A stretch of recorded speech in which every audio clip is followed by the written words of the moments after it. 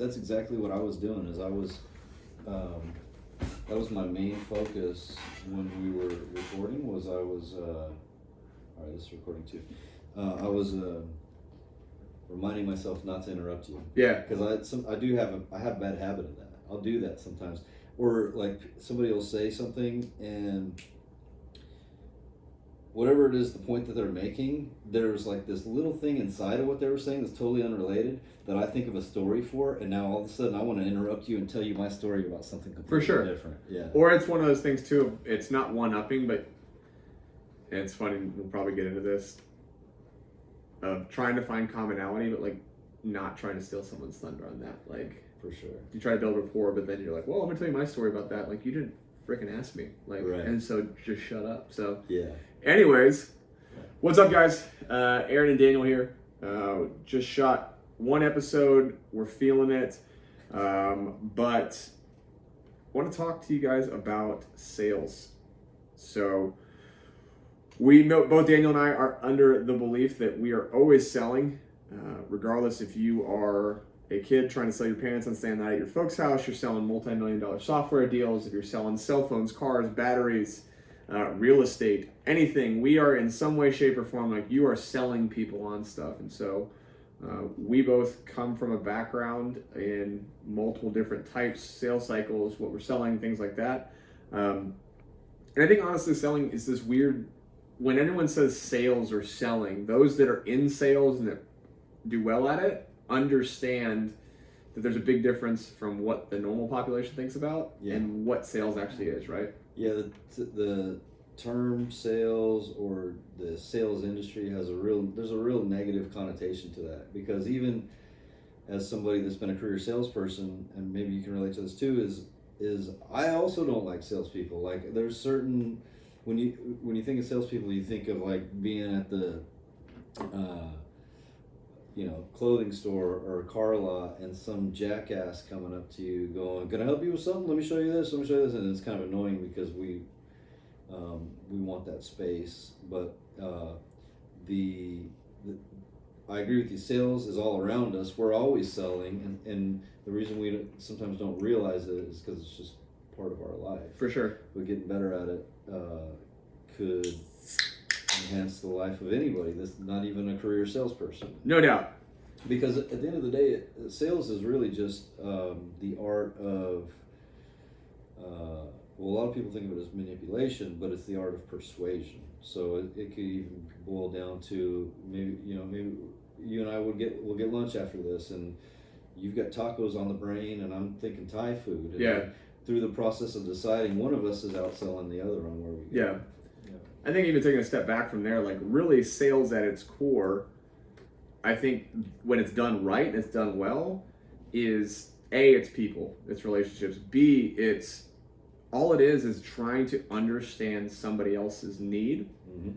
And now there definitely are, like, we both need to eat food in that example, like, and now it's just essentially negotiating or trying to sell the other person why, Thai is better than Mexican food or this, that, the other. But like, when it comes to sales as a vocation or as a profession, like, when it's done right, you take a lot of the pressure and a lot of that cringy feeling off. I think when you go and you look at it, it's not trying to use some of the things out there like linguistic programming or like the high pressure sales stuff, the stuff that all makes us really uncomfortable. When it's done right, and those that have success, it's listening, it's asking questions, and it's understanding how you can solve a person's problem, right? Totally agree. And when it comes to that may be a product or service, it may be going to eat, it may be trying to sell your kid on why they need to go to bed, like, because you need to go do stuff or you want to have a night alone or anything like that.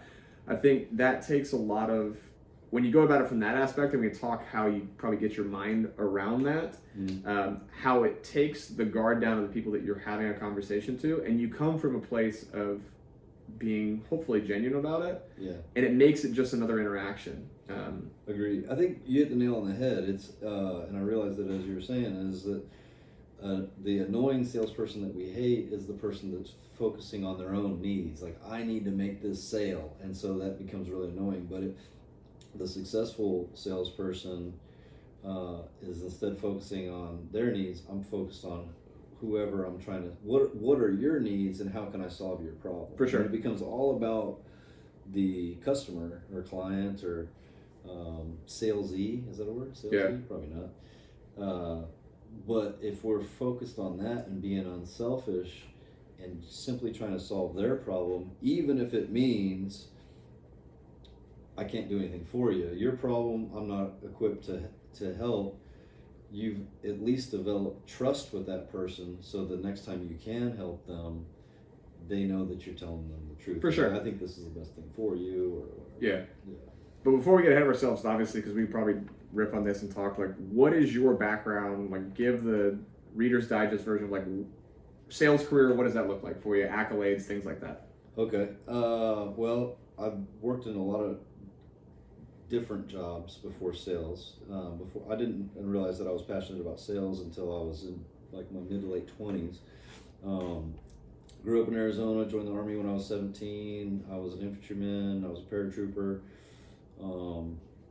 Got out, worked in the casino industry for a long time. I started out, this is sort of a funny story. When I got out of the Army, I had two skills: shooting or jumping at airplanes and shooting machine guns.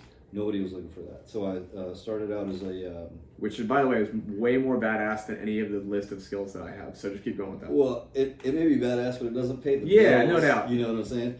So, I got out and I just thought, well, maybe I'm qualified to be a security guard. So I went and applied to be a security guard in a casino. I was a security guard there for a while. They made me the cashier. Then I was a cashier. Then I was a casino dealer, pit boss, tournament director. I ended up becoming the shift manager and running the whole night shift. But got away from that.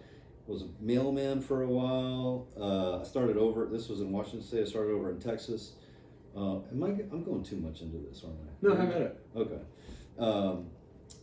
Moved to Texas. Needed to start over. So when I got to Texas, the only skills I had was jumping out of airplanes, shooting machine guns, and running a casino. Nobody in Texas was looking for that. So started over. I was a mailman near here, and I got my and that job was horrible. And then I got my first job selling cars at a Kia dealership. Okay. Selling new Kias here in Plano, Texas. And then I had a similar path at that car dealership where I started as a salesman, became a finance manager, became the finance director, became the sales manager. And 2009, the economy got bad. We went from selling like 300 cars a month to about 30 a month. Yeah. So I went and got a sales job somewhere else, and then I went and got a sales. So I sold debt consolidation. I've sold credit card processing. I've sold. Then I started my own business. I was selling music gear. I got my own line of guitar tuners, guitar pedals, cool. straps, stuff like that. But I've been very successful. Everywhere I've been a salesperson, I've usually been. I've got a whole book of certificates and trophies in there. There you go. Most revenue and biggest volume, because, and I attribute my sales success to a couple things. My dad growing up in the Army taught me a good work ethic. Yep. And as you well know, in sales, it's those little tiny extra efforts that make huge differences. For sure. So work ethic was a big part of it. A lot of it might have even been being a little self-conscious or a lack of confidence, because I wanted to be able to walk into that job and my boss not eyeballing me like, oh, freaking Daniel, I can't believe we hired him. I wanted to always wanted to be welcome there. So I would overshoot and just be the best, so I know, okay, I'm in a good spot, I'm the best, nobody's gonna give me a hard time. And also I'm bad at all the administrative stuff, so I figure, as long as I'm making them money, they'll turn their eye. Revenue covers all sins, man. Yeah. It doesn't matter if the CRM's up to date. It doesn't matter if you probably does for some people, but doing that 19th round of corporate training that you were supposed to do, like if you're selling, you get away with stuff. Agreed, man. Yeah, that's a good point, because there's nothing worse than the boss coming over to you and going, hey, make sure you make 300 phone calls today. you got to make 300 phone calls today. Those are our metrics, because making 300 phone calls really sucks. Yeah, but your boss isn't going to come over and say that to you if they're happy with your performance. For sure. Yeah. Results covers for a lot of things. Yeah. So, but I started that music gear business, which is still doing well. It's evolved into. I was selling to retail people now. I've got some big clients that I just sell to, but I'm also been in the real estate investing space for about 10, coming up on 10 years now. And to your point about people, that's the real estate industry is heavily dependent on relationships with the. You need other people. Sure. You need other people, whatever it is you're doing in real estate. You need inspectors, you need real estate agents, you need buyers, sellers, lenders, and that all, if you're a dick about it, you might still be able to be successful. You make your life a whole lot harder. Yeah. So, well, it sounds like you did, you've got, I feel like a lot of salespeople will start off, whether that's retail, which is sometimes really not so much sales, it's just really an order taker, or you're just manning a cash register. Customer service. Yeah, customer service. Yeah. Which is a super important part of that, though, which it's, again, interacting with people, carrying a conversation, addressing people's needs, things like that. And some people like myself, first corporate thing was selling B2C, like B2B. So for those out there, B2B, business to business. So it's services, products, software, hardware, business to business is pretty self-explanatory. Now, business to consumer is a little bit different, and I think it's a little bit different of a conversation. Sure. And it's a different sales process, because a lot of times, in my opinion, business to consumer very much can be more of, I think it's more of just getting marketing to people, getting them in the funnel, and normally it's a little bit faster of a conversion of a sale. It's more of an emotional buy, would you say? Yeah, absolutely. Yeah. And so, and I think, and then B2B obviously are those sales jobs where it is very much, it can be, some of them it's very much boiler room-esque, like you're smiling down 300 calls a day. Yep. Some B2C can, B2C is the same thing though. So, sure. But it's normally a more complex sale. There's normally, you're trying to fit inside of, especially with depending on what you're selling, is fitting inside of budgets, customer parameters, corporate, multiple structures, more complex sales cycle, things like that, which a lot of those things up front are what we deal with in B2C anyways, but it's just a different level of that. But and how inconvenient is the transition going to be? Yes. For the business, is it going to disrupt operations? Yeah. And that kind of stuff. Yeah. So, and by all means, there is a ton of money to be made in both. There's a ton of career success. There are people that are lifers in both. There's people that switch back and forth. And some are better or more suited towards others. Mm-hmm. Like there are people that probably are great people to people, business to consumer. And I think there's a lot of people that it takes a special type of brain to go and do the big C-suite deals or go sell to these Fortune 500 companies. It's just a different conversation. It's a different understanding. It's different. It's just different.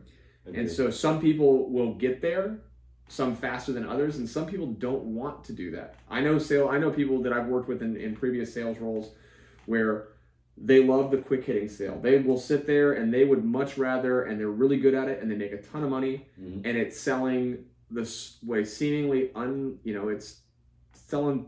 I know people that go door to door selling pest care services and make six figures. Sure. There are people that go sell solar panels or insert whatever thing door to door, over the phone, or anything like that, that you look at that, and there's a lot of times there's probably some cringing right now that's happening, but like those people are selling directly to consumers and they're still pulling down six figures for themselves and a huge amount of money for their whoever employs them. So there's definitely a path for both, and it's just understanding which one do you lean and gravitate towards, but it's also what client do you connect better with, right? Agree. Yeah, that's a great point, because like to your point, if I'm calling grandma in Wisconsin about life insurance, that phone call is going to go a lot different than if I'm talking to the CEO of whatever the biggest corporation in Dallas is.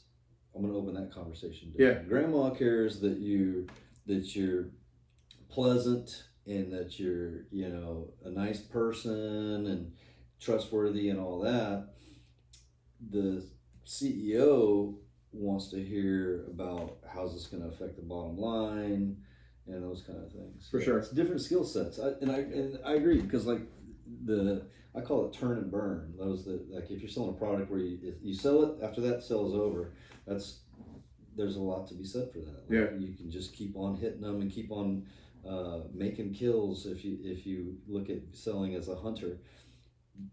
Or there's the other type of sales where from the moment you make the sale, you've begun a relationship with this person. You're constantly looking after their account and maybe showing them your newest product 2 years from now. And there's a lot of different genres. No doubt. Of selling. And so it sounds like you've done a little bit of both. I've done a lot of it of all of them. I've dabbled in everything. But the good thing is, what I'm hearing is that you have had success in all of them. So there's underlying things that you had mentioned, a couple of them. But what I want to do is talk about maybe some of the biggest myths, or where we see some of the salespeople go really wrong. Which I got a couple in my head, and I'll rattle off and let you rapid fire on those. But as far as me, there's no doubt that I am in selling. I do sell both. I'm in a unique role where I sell to businesses and I sell to consumers as well. So being in predominantly residential real estate, I have clients that are looking for a home that they are going to occupy. That's going to be their primary residence or maybe a secondary home for them. And which, to your point, is very much, there's a lot more emotions that are in play with that. I think there's emotions when you talk about persuasion or negotiating or selling, regardless of who the end client is. There's going to be emotions, and we can talk about probably how you leverage both the logical and the emotional side of stuff. But selling to people like yourself, or selling to investment companies, things like that, they take a lot of the emotion out of it. It's very much a logical decision. It's a logical buy there. It's just if the numbers make sense. Yeah, usually, yeah, no doubt. And I think getting over that is getting over just being, I think if you go just even with the investment firms or in a business to business standpoint, if you only focus on the dollars and cents or just the logical side of stuff, I think you have a very hard time connecting with people, because people buy emotionally, they justify logically. Yeah. Right? Yeah. And that like from time to time can be switched. So if someone is sitting there and getting them to see and understand that there's an issue, or understand their problem, present it back to them in their own terms, and it's not some of this like snake oil salesman side of stuff of trying to flip their words on them, but genuinely understand what that means to them, to their employees, to their family, to this, and then building a logical case behind that. Because I don't care how much logic I give you, if you don't trust me, which is a huge part of sales, and there's already a big hill to climb because there's a lot of people that don't trust salespeople. Right. Is if someone can't emotionally trust me, I don't care how good my stats are, I'll never connect with that person. For sure. And that's even if I'm selling business to business. Yeah. They got to trust you and like you. People buy from people that they like. For sure. Yeah. So a couple of the myths that we always run into, or we see people run into the issue of sales. And so if you are in sales, and by all means, there's a lot better people to follow. And I'll give you some great people that have written a lot of books and stuff like that. But for those that are maybe making a transition, one of the things that we can both agree on is that don't do sales for our health, because there is a good amount of stress in there. There's a good amount of pressure that's continually on to perform. But both from emotionally rewarding as far as acknowledgments, awards, things like that, but also I've heard someone say that it's a lifetime salesperson. I am not a smart man, but this is my only opportunity to earn as much as the CEO does without an MBA. And I was like, it's great. So sales, there's no doubt. You probably know some very successful salespeople that make a good amount of money in their industry. And so some of the things that we see that, number one, I'm going to ask you, when you deal with salespeople, are you apprehensive to salespeople? Like do you not like being sold to? I don't. Okay. And the reason is because, especially if I recognize a technique or tactic that they're using on me, I shouldn't, but I do. I take offense to it because the human emotional side of me says this person thinks I'm stupid. They don't think I know what they're doing right now. Yeah. but I'm never rude to salespeople Sure. because even if they knock on my door, even if they're doing door-to-door sales, and even if they're severely inconveniencing me because I know I'm them, and I've been cursed out. Yeah. If you've been in sales for more than a week, you've been cursed out. For sure. So I don't. I also feel for them. So I'll show salespeople respect, but I don't like being sold to. Yeah, Sure. That's true. I think a lot of salespeople feel that way because I also too, when people, I don't dislike it. I think it's almost kind of a game. But it is one of those things that if you've done sales for long enough, like everyone has their method. Like I won't name a bunch of people's stuff, but there's a lot of methods that are out there of, what's the best type of selling that you could be doing, whether it's, there's 90 gurus out there for sales. But anyways. I'll say this though. Back to your question, do I like being sold to? If they're using like a tactic on me and they're doing a bad job of it, it's very annoying to me. Yeah. Because I get that feeling like, oh, you think I'm stupid? You're doing a terrible job executing this technique, and you think I'm stupid enough to fall for it. But if it's somebody like I respect and admire when anybody's good at their craft, whatever that craft is. I don't care if it's hula hooping or whatever, and especially sales. So if this person is like obviously talented, sure, obviously doing the thing. Well, one of the things that we just talked about is like actually cares about what my wants and needs are, and then they're deploying the tactic in just seamlessly and beautifully. For sure. Like I'll appreciate that. Like I'll follow along. Like because as a salesperson, you're also sort of a leader too. You're sort of leading the conversation or leading it to an outcome. And so if they're doing a good job of that, I'll follow along, and it's like I might even buy from them. Yeah. Just like, well done, man. Like that was awesome. I'm a super easy sale. Like Right. I have like, so there's people too, like I think people like as good as you are and some of those techniques and stuff like that is like their threshold to buy can be very high. Like you may lay it out and do every sales technique under the sun to perfection, but someone's threshold to get through may be vastly higher. And so I think getting both logical and emotional things to build on and gaining trust and all the things that we just mentioned helps lower that threshold, and at the same time like brings your cause or whatever you're trying to do like up, and once you can cross that is when you get that person to make that commitment. For sure. For me, I am so like I'm also the person that will pay for convenience. Yeah. Me too. I will pay more for a premium if I can see value. Like if someone can present to me, and I'm very quick of being like, okay, cool. Yeah. Like that's how I'm very easy sell. Like sure. My wife is terrified of salespeople, doesn't like to talk to them. Yeah. I will talk to all of them, but I am not hard to like sell to. Now they have to be good at it. And here, like when you said that, what jumped out to me is, are you offended when people do a bad job, not because they're not good at it, sales techniques? Is it because you recognize it? Is it because you recognize that they're doing it, whereas with someone that's better at it, maybe I don't it's just seamless, like it actually seems like a conversation instead of being like, okay, now I feel like you're just going through like the third day of your like whatever selling program, like we got to this phase and now we need to do this and do this. Right. Yeah, it's because they're not good at it. And because I've been a sales manager before, spend a lot of time as a sales manager, and maybe there's that natural thing in me that recognizes like you're doing that terribly, and the manager in me is kind of like, it just makes me mad. But you know what else I think it is, you were talking about sales myths earlier. I think one of the biggest myths about sales is people that have never been in that world view it as, I've got this product or service and I've got to go push it on people. For sure. And that's like, and I've heard this before too, is like, oh, I don't like sales because I'm not great at talking. Well, nothing could be more backwards than that, because if you are a salesperson that just has your product and all your focus is on is getting it sold, you're not going to sell very many. I think, in my view, one of the most important things about being successful at sales and also making it a win-win for the salesperson and the person buying is understanding what their needs are, understanding what their problem is, and understanding if your product or service is even going to solve it.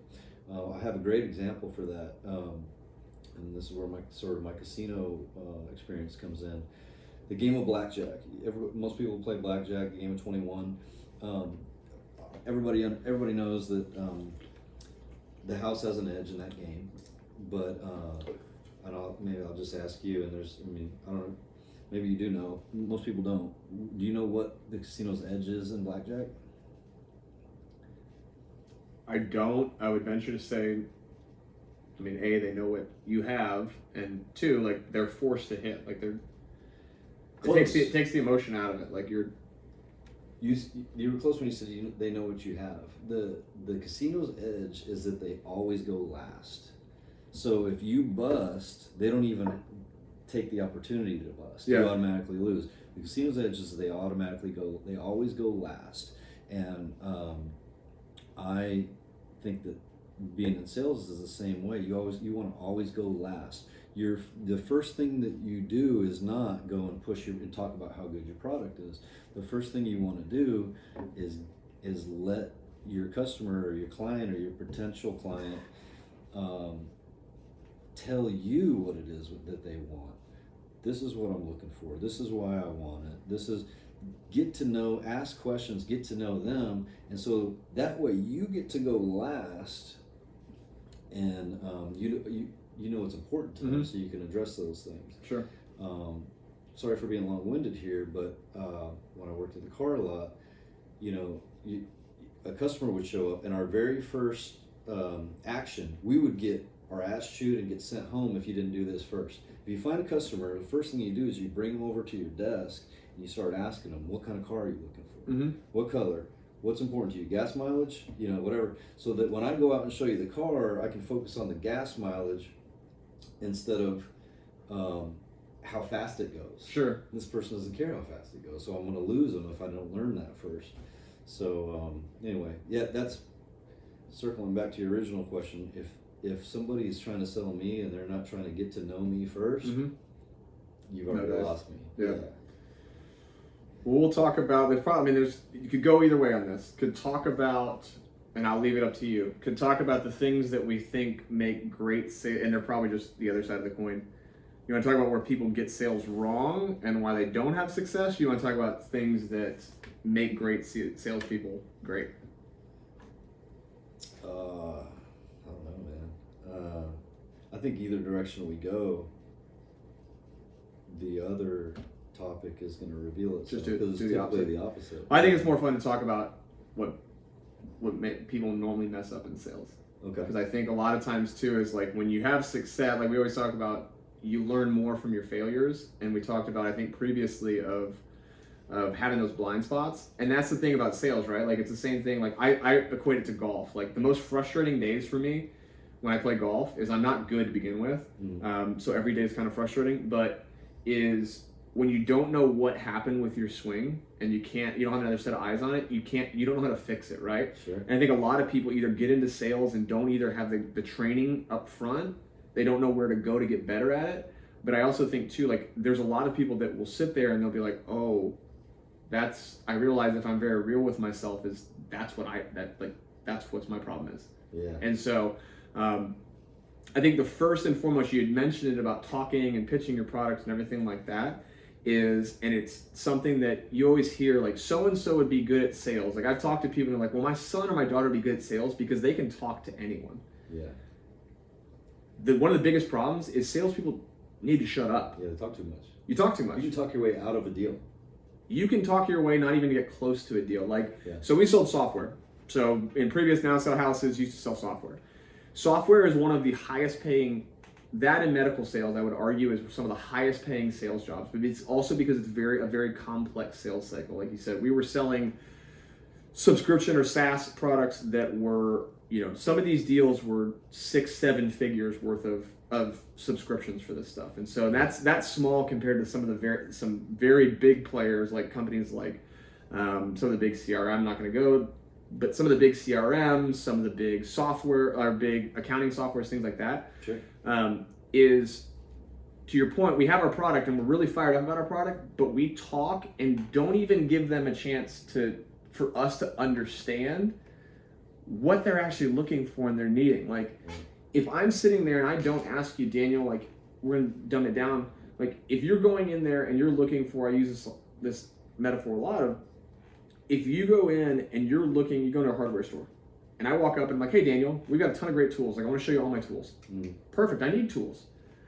But I go to you and I don't ever ask you what you actually need or what your motivation is, what your project, what you're doing. And all I sit there and I go through all these tools and tell you how good the hammers are.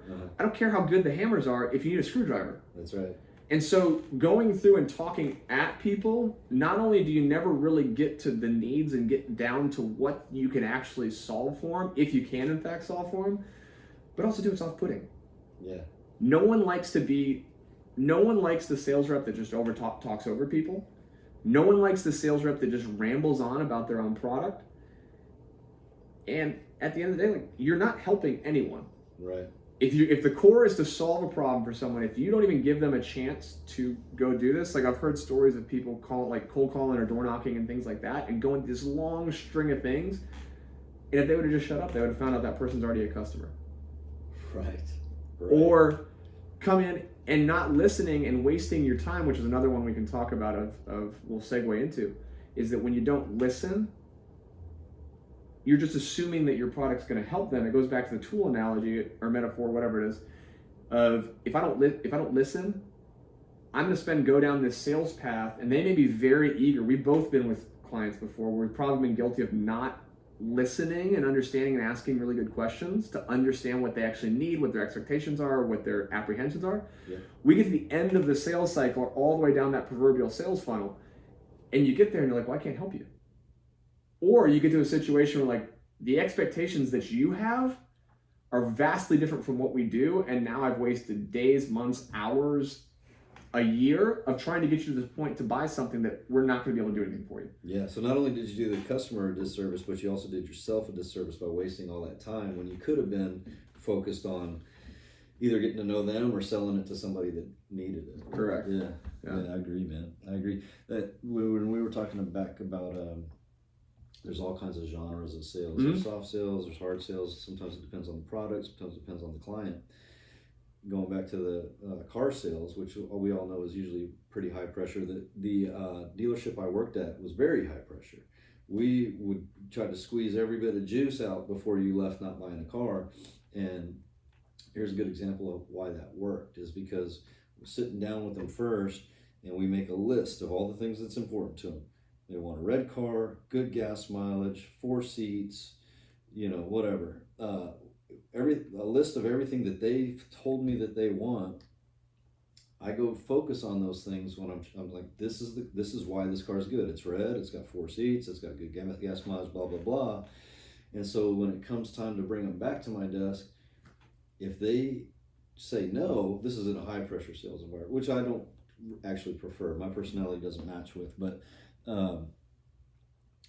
you're in a position, for lack of a better term, you're in a position of power for that conversation, because you can go, what do you mean you don't want to buy it? You said you wanted to be under $300 a month. This car's under $300. You said you want a red car. This car's red. So you can just check, or you can challenge them and go, without even accusing them of it, but having that conversation puts them in a position where it's like, well, were you lying to me when you told me all those things? This is obviously high pressure. Were you lying to me? Nobody wants to seem like a liar, so like sometimes they'll just, all right, I'll do it. Well, you should, because I've given you everything that you've asked for. So that's back to blackjack. It's the same thing. You always want to go first. And you know what else though? I think people can sense it when you're focused on just making the sale, regardless of who you are, what your wants and needs are. That comes through. Or if you're actually focused on, I want to solve your problems, I want to know what your problems and wants and needs are, and if I can, I'm going to help you with it. People will recognize that authenticity too, or at least that giving. It's a giving. I'm trying to create a win-win here, not just a win for me, so that you buy it, so I'll get out of your hair. Yeah, no doubt. Second thing is salespeople that waste a lot of time. There are, and this is pretty closed, pretty open and shut. There are a lot of things, regardless of what type of sales that you're in, is that there's a lot of things that can pull, that they don't focus on revenue generating activities. Yeah. It is going and playing the third game of ping pong that day. It is going and, constantly checking email, or going back and like refreshing to see if those orders came back in. It's the stuff that takes away from, because most of the time it's taking away from, if you're not in a meeting and you're not with customers, it's taking away from what should be prospecting time, which should be sacred in sales, and we can segue into that. But it's any excuse not to do the uncomfortable part of sales, and wasting time there is so much time that's lost by salespeople. Yeah. Because we think about the interactions with clients, but we don't think about like how are we getting more clients to be in front of. Even our industry, like there's a lot of networking that goes on. Networking is a great opportunity, especially in the business to business, even business to consumer sales.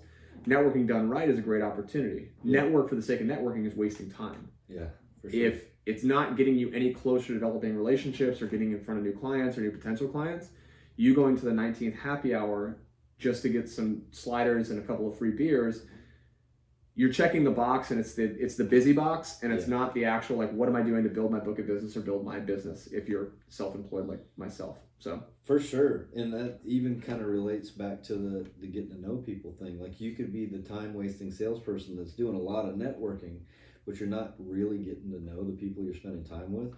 And if there's some scenarios where maybe if you would have just asked them questions, you would realize, not you, I'm not saying you, I'm saying the time wasting salesperson that would actually realize, oh, these people don't need my product or service, or they can't help me and I can't help them. For sure.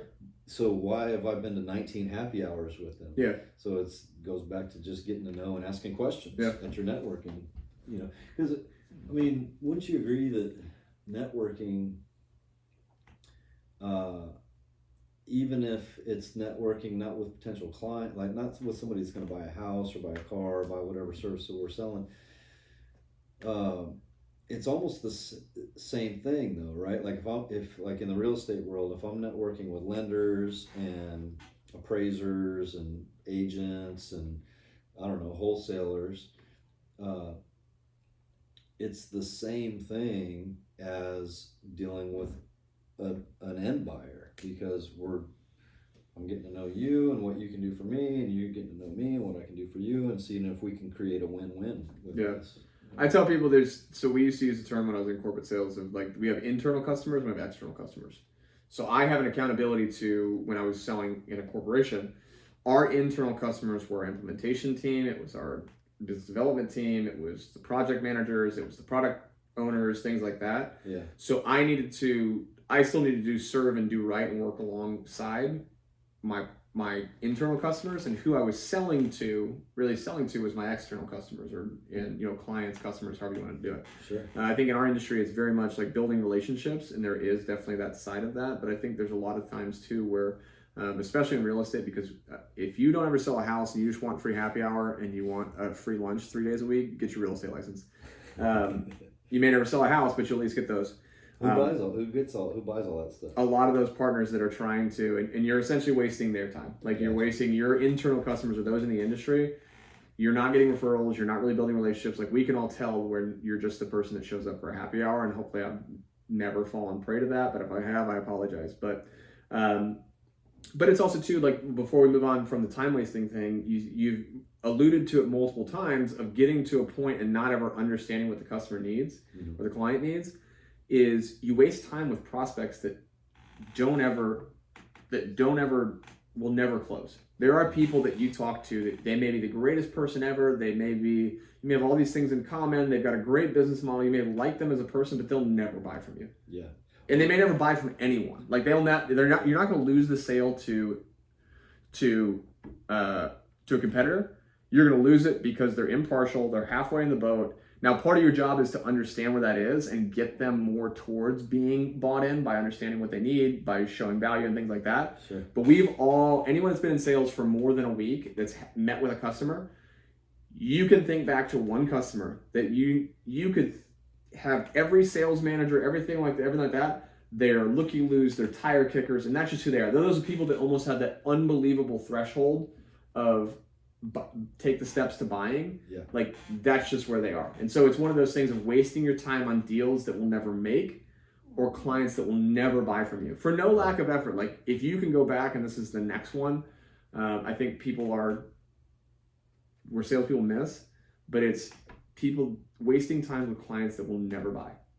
Yeah, and that's a great point. And also, there's another set of clients that it doesn't matter how much, like maybe you got to put in a lot of work to sell them and then they'll eventually close, or maybe it's a short cycle and they'll eventually close, but you never properly qualified them and they're not able to buy. Correct. That's a huge time waster. Correct. You could spend months convincing somebody to do it, and then when it comes time to buy it, it's like, you may have the greatest you greatest product in the world, greatest service, greatest software, greatest whatever. Yeah. And I tell people all the time, like, I would love to go buy a Ferrari at a Honda price. Yeah. But the issue is, if I don't have a Honda, or if I only have a Honda budget, I ain't getting a Ferrari. Like, that's just end of the day. And so I think especially too, when you have a book of business that's smaller size businesses or smaller customer base, and you're trying to squeeze everything out that you can, because that's part of building a successful book of business, sure. Is spending too much time on clients for whatever reason that you haven't qualified, and you haven't understood that they may not be able to buy from you right now. And so not all clients are not buy forever. Like, you don't have to throw them out with the trash.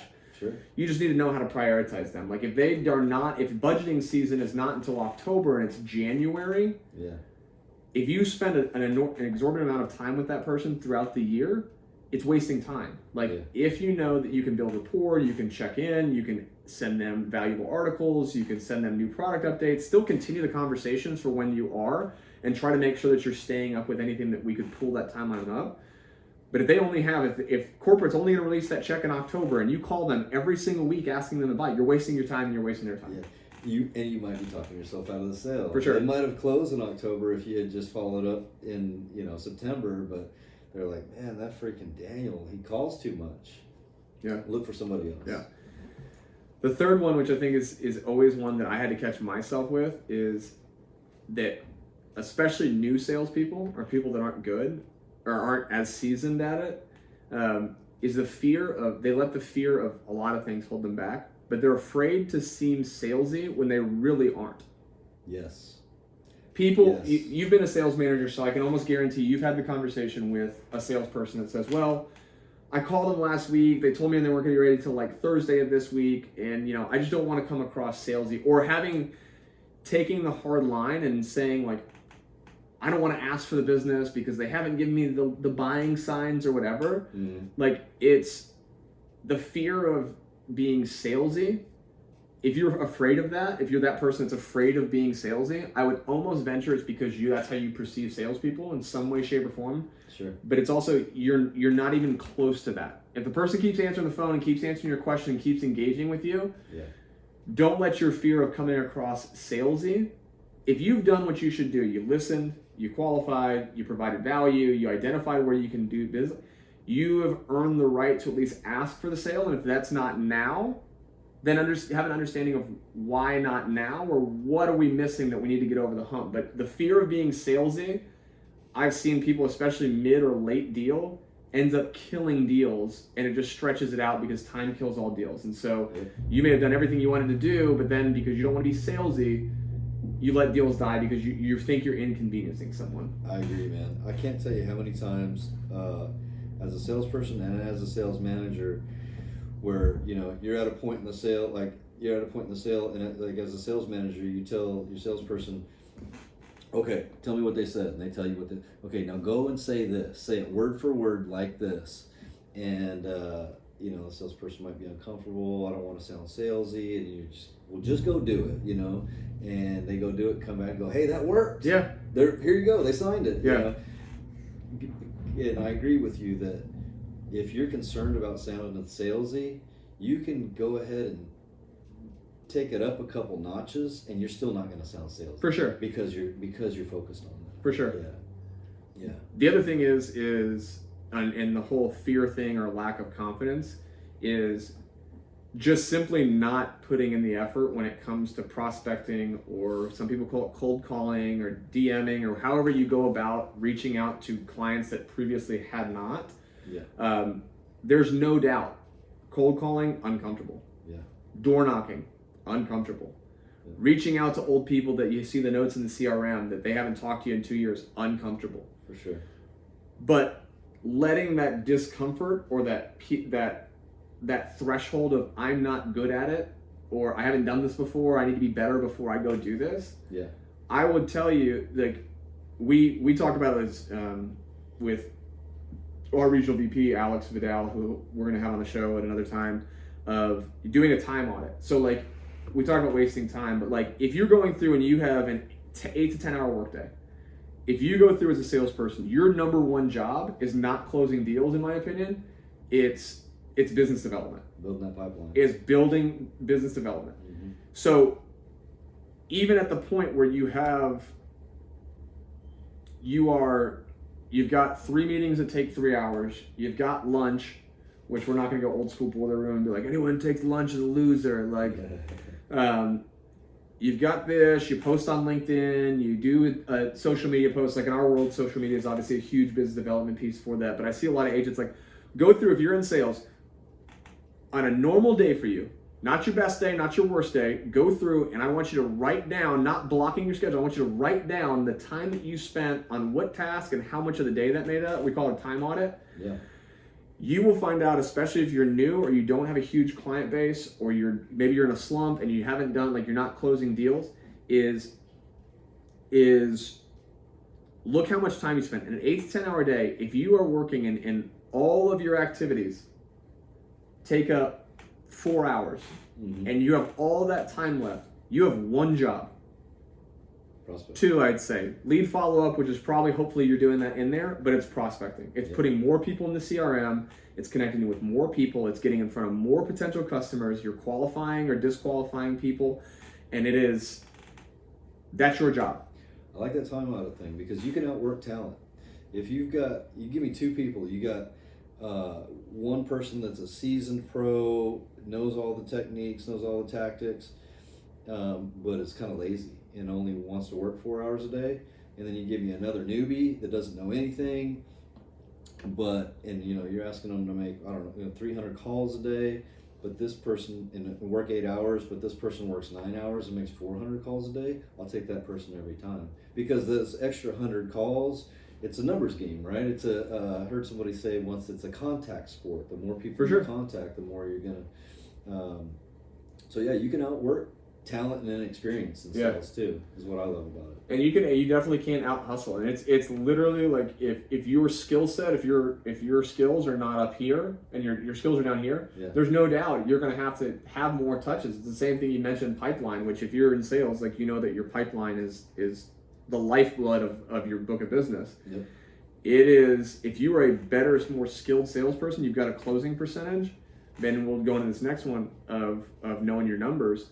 But if you know that you close 50% of the deals that you get a meeting with, well, then you don't need to have a pipeline of what your quota is. You need 2x that. Sure. If you are not as talented, or you're new, or you're just learning the industry and stuff like that, you may need a pipeline of 3 to 4x. And that sounds crazy, because I'm going to sit there and tell you, Daniel, okay, your quota is, in software, these numbers are high. So for anyone that's selling some smaller product stuff, adjust for whatever. Like, we would have a $1.2 million quota for the year. Revenue, or? For just total sales, or ACV. Yes. So annual contract value. So if I knew that I had, and this will segue into the next issue, is salespeople don't know their numbers. Yeah. They don't know. If you don't know your numbers, you can't do anything. It's the same thing. We're big into CrossFit. If you can't quantify, okay, on this day I squatted this much, and on this day I squatted this much, I can't tell if I'm getting better or I'm getting worse. Yeah. If you don't know your numbers as far as how many dials, what your pipeline is, what your quota is, what your closing percentage, all these things that a CRM or you could sit there and write down on a notebook paper, like, if you don't know your number, you don't even know where you're going. Yeah. Like, You can't catch any fish if you don't know what you're fishing for. Just hopeless and aimless. You're just wandering. Like, you're just sitting there dialing, and hopefully someone sells, and those are the people that sell something, or they do this, or they maybe don't sell anything. It is knowing those numbers and being able to track those to see, A, are you getting better? A, are you getting close, if not hitting or exceeding your quota, and on that, are you gonna have a job next month? Or what do I need to change? Like, do I need more activity? Like, if I have an average closing percentage in at least software sales was about 25. When you got into the 30s, you were doing really well. Like, those are the guys and gals that are killers. Like, 30 and above, like, if you're getting to 40, like, you're an absolute monster. Like, you're crushing it. Sure. But if you don't know what those are, you may be hitting a high percentage of, like, you may be hitting numbers, but you're never going to hit your quota if you don't know that you're building enough pipeline for that. Or if you don't know, like, it's very easy. If you sit there and say, well, to get my pipeline or to make the contacts, stuff like that, I need to make $300 a day. Mm-hmm. Well, I don't know how you improve on, if you know it's 300 a day and you need to be better with time management, and say, okay, I have to make 300 calls a day to set the meetings, to know how many meetings I need to get to proposal, how many proposals I need to send out to get to a closed sale, and how many deals I have to close to get through a complex implementation. Yeah. If you don't know each drop-off point, you have no way of knowing what your day should look like. Yeah. So if you sit there and if you do and you're super locked in, the next level of that is, where am I having issues and where can I improve? So if you're closing a good amount, you're hitting your quota, you're doing this, if you want to go to the next level, how do I either close more deals, or how do I get better at prospecting, or how do I get better at filling that pipeline up without making 300 calls? How do I drop it to 200 calls? And maybe that's, I practice my script better, or I practice my pitch better, or I change how I send out my email correspondence with people, or maybe it's, I start asking for referrals, which I think is a major issue that people don't do, is asking for referrals. It's the easiest sales. Easiest sales. Yeah.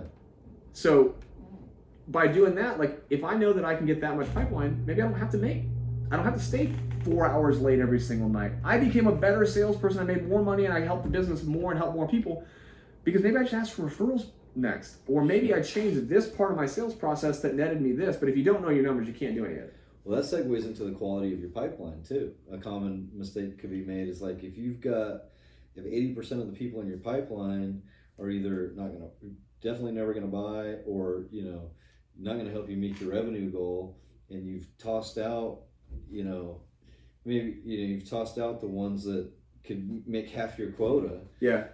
So I was gonna say, salespeople need to be honest with themselves. Yeah. Is because we've all been there. There's no doubt, guys. So if you've been in sales long enough, and even if you're really good, there are months that are better, there's quarters that are better. And if you do this as a marathon and not like a sprint until I get to a new job, you are going to have better years, you're going to have worse years. You're going to have high months, you're going to have low months. You're going to blow it out in a quarter, and you're going to it's ebbs and flows. It's just like sports. So when you look at that, is being honest with yourself. And so we've all seen it. We've all done it at some point in time of, well, my manager keeps checking on my pipeline, and these people keep telling me that they're going to buy. And I know in the back of my mind, this deal has been stretched out, has been moved 5 times. Yeah. Instead of saying, these people are probably never, I need to get this out of here, and I need to put something that's actually viable in there. Yeah. It's easier for salespeople to tell themselves and tell their managers a story of, well, no, it's going to close. This is the month it's going to close. Yeah. And when you go through and you look at that pipeline, you may have 5X, but if 40%, 60% of it's made up, you're never going to sell those, or at least not sell them in the time frame that you need them to close in. For sure. Yeah, that's like when that cognitive dissonance gets in, and when you have to admit to yourself, and I think every salesperson faces this at many points in their career, you have to admit to yourself, I've wasted a ton of time on this prospect, and it's never going to go anywhere. You have to actually admit that I was wrong about chasing them so hard or whatever. Or even admit that what you've been doing to yourself is not that admit that you're bad at sales, but admit that you haven't been doing the activities that have been proven to lead to success in sales. For sure. Like, there's no doubt, if you were in multiple sales management roles, if you listen to any guru, of course, whatever platform they're on, cold calling is dead. Yeah. Door knocking is dead. Emailing is dead. This is dead. Like, these things don't work. Yeah. And when you sit there, when the gurus who are trying to sell you something tell you that, and you're like, oh yeah, well maybe they're right. It's a difference between a salesperson just saying, hey, I'm uncomfortable doing this. Yeah. I still need to do it anyways. Like if you sit there and be like, well, I just haven't had success. Like I know Tom or Susan have been blowing up the phones and like are crushing it and setting all these meetings and doing stuff like that. But because you're uncomfortable and you can't just be honest with yourself and say, hey, I'm uncomfortable and today is the day that it stops. Yeah. It is, well, cold calling's dead. And you lie to yourself, you try to paint the narrative into what you want to believe to fit inside of whatever story you're trying to tell yourself. For sure. That's a good point, man. That's a good point. And it is true, man. Like cold calling and that sort of prospecting is tough. I've always equated it to it takes a certain amount of courage to do it. I used to do this thing when I was in phone sales where, you know, I don't know anybody that truly enjoys cold calling, but when you're going through and doing it, I've met 2 people. Yeah. And one of them is a sales manager. I've seen he's been top earner in pretty much every company. Yeah. Which get him on here. The dude's an absolute animal. Yeah. He's also a big burly dude with a beard and a shaved head and listens to metal and is like just an absolute crazy person. Yeah. The other person is another one of my buddies that we're going to have on who left corporate sales and was a BDR, business development rep, translated that into house flipping and is murdering it, like living his dream because of the skills that he built and the confidence that he built to pick up the phone and dial and dial and dial and dial. Yeah. So you can make it fun. It can be fun. Sure. It's gotta. You can't take anything personal. You gotta make it fun. You gotta kind of make a game out of it. If somebody picks up and starts cursing at you, you just gotta be able to kind of laugh it off. For sure. You know. So, but that's the beautiful thing. I don't remember if I said this while we were recording or not, but I truly believe that one of the reasons that I love the art of sales is it's the little extra efforts, like door knocking. Like I know you go door knocking on Fridays. It's those little extra efforts that make huge differences in performance. It's exponential. If you're constantly putting in a little bit of that little extra effort, it goes a long, long way. No doubt. Yeah. I think the last one to tie a bow on this, because I know we've been going for a while now, but the last one is, and it took me a long time, I'll be very honest, and again, being honest and being transparent, this is something that I did not embrace. So I will tell you, had success selling software for another company, left that company, went to a competitor, and got through a year, was COVID year, everything like that, worst sales year of my life, got fired. So I will go on camera and I will put this publicly out there that I am talking about sales as someone who has been let go from a sales job. That's a good perspective to have. For sure. Yeah. And it was for a lot of the reasons that I had, a lot of the reasons why we just discussed. It took a very long realization to go through and think about those things, but it's taught me a lot of things now dealing and working for myself, where, in case you guys didn't know, real estate is 100% commission. If I don't sell a house, I make no money. Zero. Drive around, it's all my expenses. The company doesn't pay it. They don't expense it. They don't do this. It comes out of my pocket. You're basically running your own business. For sure. Yeah. I have support. I have a great brokerage behind me. I have great resources and training, things like that. But it very much is. It is 100% on what you do. And so when you learn that lesson, you look back and you see those things of not doing the steps and not doing the things. Like, I've learned these lessons because I am guilty of doing many of these things. I went from a team lead at one company and being the top salesperson on my team to being let go for lack of performance. Sure. And so it's one of those things that it happens. And you learn from it. And so it's made me better at what I do now. It's made me better at life in general. But the last thing that I think that a lot of people because there's no middle of the road salespeople, right? I truly believe that there's either people that are high earners and high executing salespeople, and then there's the people that just get by. And really, when you're in a contact sport or you are under a microscope every single month or every single quarter, the people that live in the middle don't last very long. Yeah. Unless your division just goes under the radar or you're not a big revenue driver for the company, right, you don't last very long if you're not getting close to quota or you're not crushing it. And so the bottom probably 50% and down take care of themselves. Well, there's like the 80-20 rule, right? It's 80%, 20% of salespeople are making 80% of the revenue. Correct. And the other 80% are making 20%. And those are the people that will traditionally jump from sales job to sales job. It'll jump from that they'll go into different roles and do these things and just say that it's, blame external factors.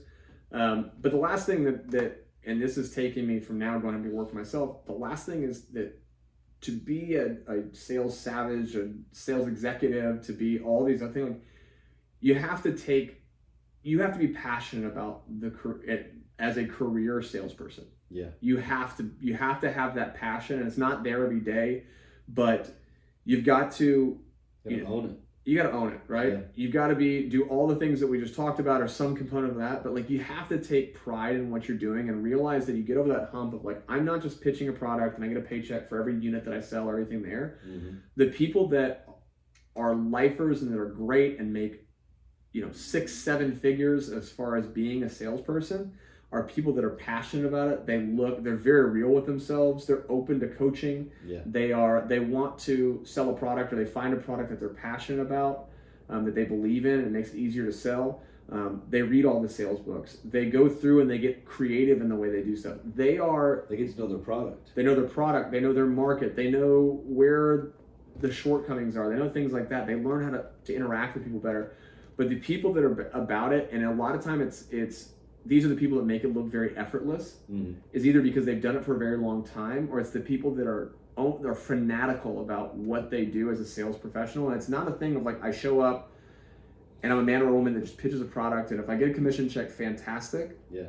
It is the people that are day in, day out, and some days are better than others. Maybe you make 15 prospecting calls, and the next day you make 80, and like you bounce back and forth, or your pitch wasn't as great here, but they are passionate about improving and getting better at it, just like all other aspects of life. But that starts, I think, too, with being honest of like, this is my starting spot.